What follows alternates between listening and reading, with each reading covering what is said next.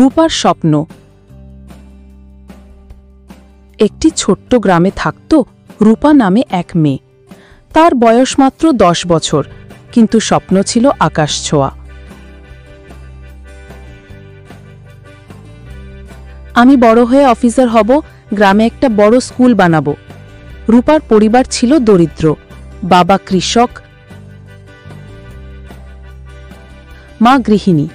সংসার চালাতে কষ্ট হলেও রূপা সবসময় হাসি খুশি থাকত।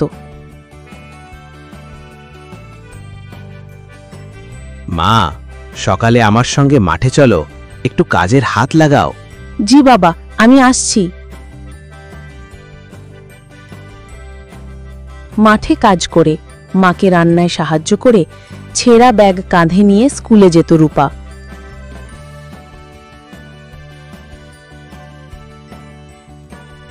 দেখ রূপা, আমার নতুন পেন্সিল বক্স, তোর তো নেই কিছু।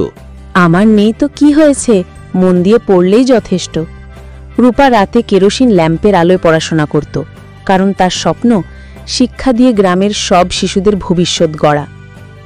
একদিন ঘোষণা হলো পুরো জেলার বড় পরীক্ষা হবে। যেই প্রথম হবে সে শহরে গিয়ে পড়াশোনা করতে পারবে। আরে, এটা তো অসম্ভব, আমরা পারবো না। না, চেষ্টা করলে অসম্ভব কিছুই নেই।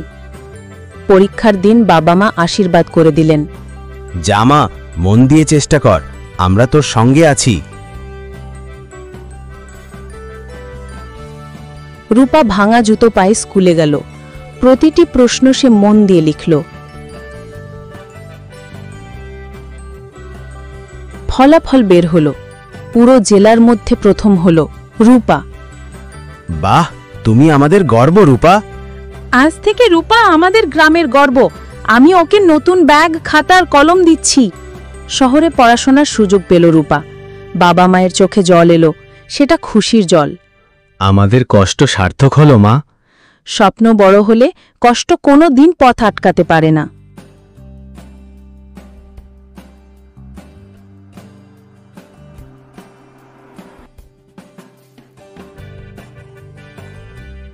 বছরের পর বছর পরিশ্রম করে রূপা সত্যি অফিসার হল।